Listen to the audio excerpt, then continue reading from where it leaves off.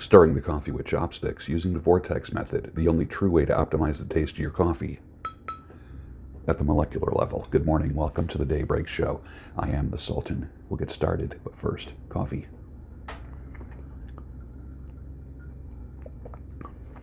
Perfect. I roasted this myself the other day, ground it this morning. It's perfect.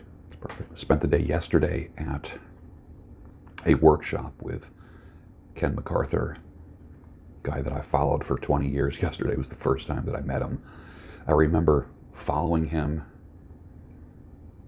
when I was married, way back. I'm talking I was following this guy 20 years ago. Over 20 years ago. And just never got around to going to any events, seminars, workshops, or anything. Yesterday was the first time I met him, and I told him that. Nice guy. I guess anyone that's ever met him will say, just, he's the nicest guy. And I've heard people say that, and they're right. He is truly he's one of the gentlemen in the marketing industry. And it was amazing. There is nothing like being part of a mastermind group. Nothing like it. That's why I'm starting one for those that are in business. And those that I'm coaching for business will be part of that mastermind.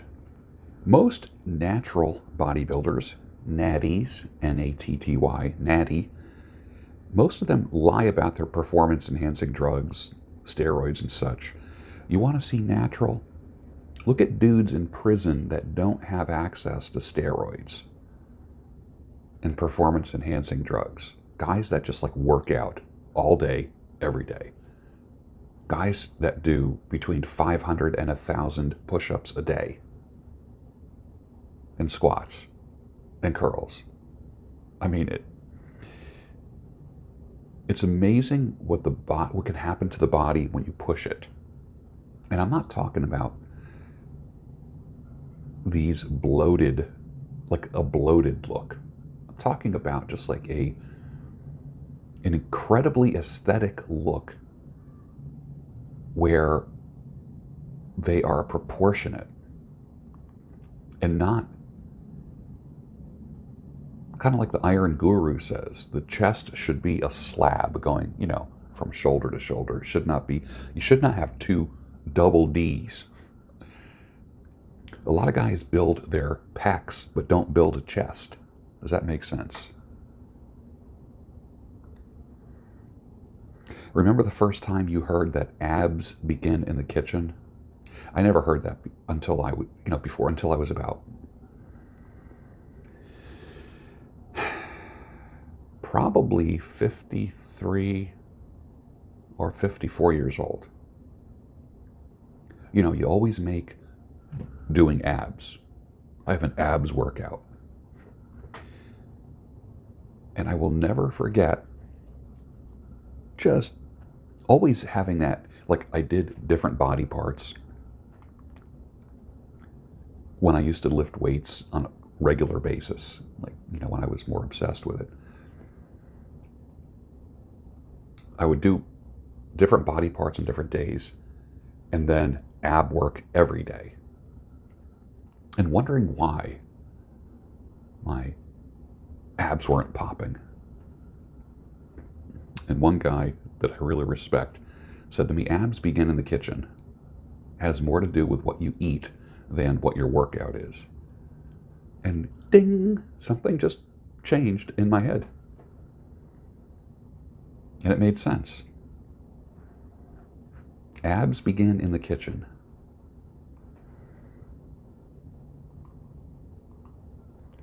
Abs on a guy look good. Abs on a chick, I don't think look good.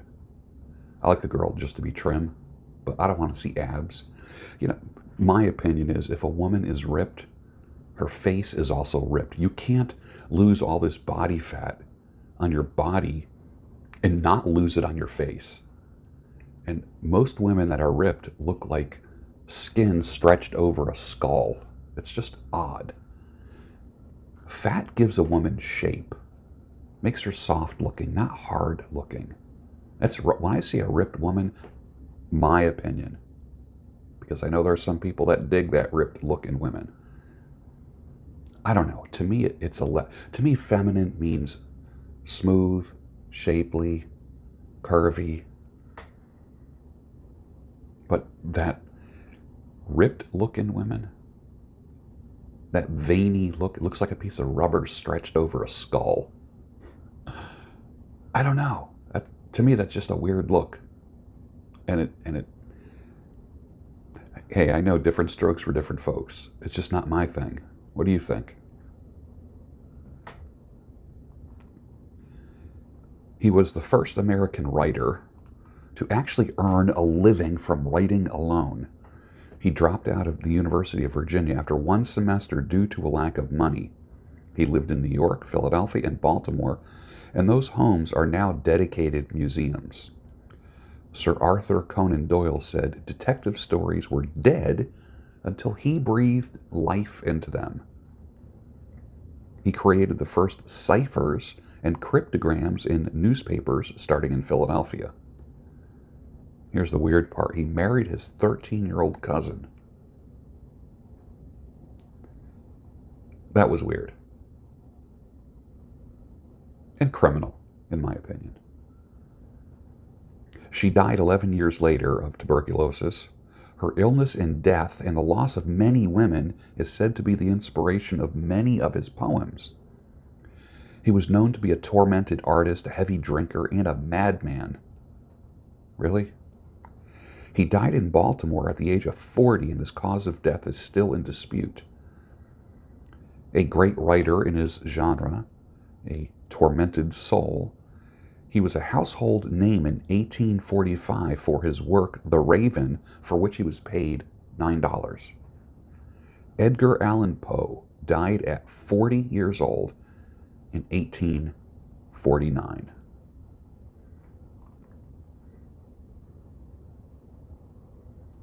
I just don't see how The Raven can make somebody a household. He was a household name because of The Raven. Read The Raven.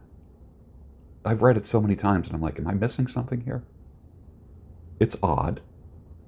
It's very odd. But am I missing something? Like, what was the world like back then in 1845 if The Raven was like the hottest thing in publishing? That's kind of strange, isn't it?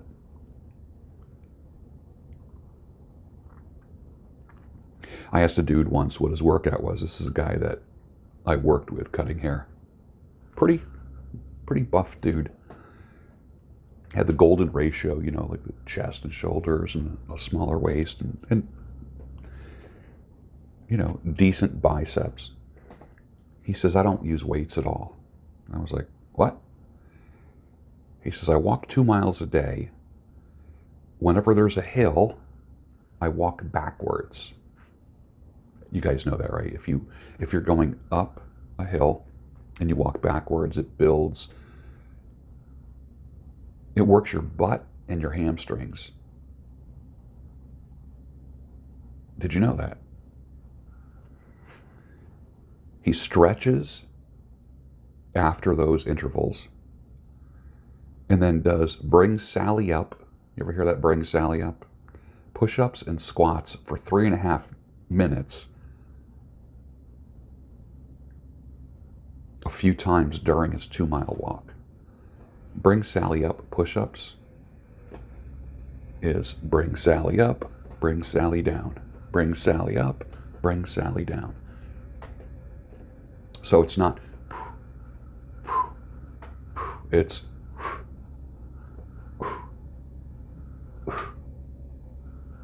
do that for 3.5 minutes and then squats without weight on your shoulders. Going down, going up, going down with a controlled movement. Now, you're not just dropping.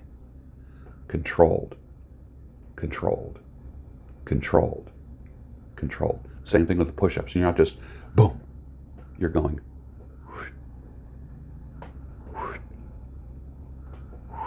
like that. 3.5 minutes. Does that a few times during his walk. The dude was built okay. I said, you don't lift any weights at all? He goes, don't even touch them. Some people just find a way to do things. You know, they don't listen to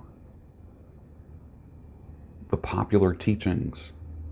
They're unconventional. What do you do that's unconventional for your physique?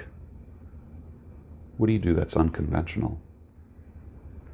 Between Hank Williams' pain songs and Newberry's train songs and Blue Eyes Crying in the Rain, out in Lukenbach, Texas, ain't nobody feeling no pain.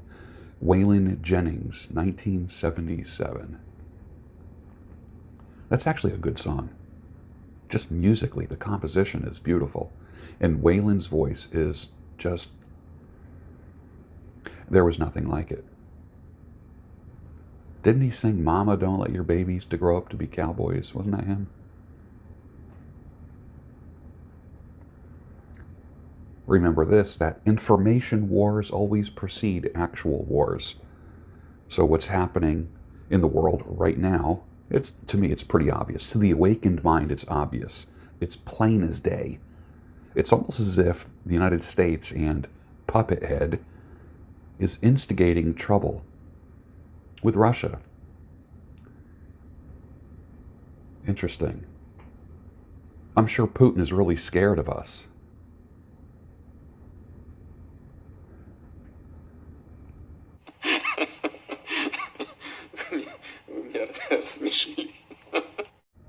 I did a video on this a couple of years ago where I said, single women are destroyed by sex, but married women are enriched by it. And I still say that to this day. You look at a single woman who's been like a train tunnel, and she has an empty look. She has a stare, a soulless stare in her eyes. And you guys know what I'm talking about. You know the stare. You know that. There is a stare. There's an empty look that single women get when they've been with too many men. It's odd. It's very weird watching women destroy themselves. And there is a number that is kind of like the point of no return. You guys know what I'm talking about. You men know what I'm talking about. There is a point of no return. How about this sign at a bus stop? All men are dangerous. Yeah, until a bridge needs to be built or a war needs to be fought. All that toxic masculinity. Here's great advice. Be friendly with most. Be owned by none. Don't be owned by anybody. Don't be owned by anybody. Don't be owned by anybody. Shall I say it again? Don't be owned by anybody. Oh, I forgot to tell you. Don't be owned by anybody. And with that, finish your coffee, and I'll see you on the next Daybreak Show, your home of sanity, clarity, and reason.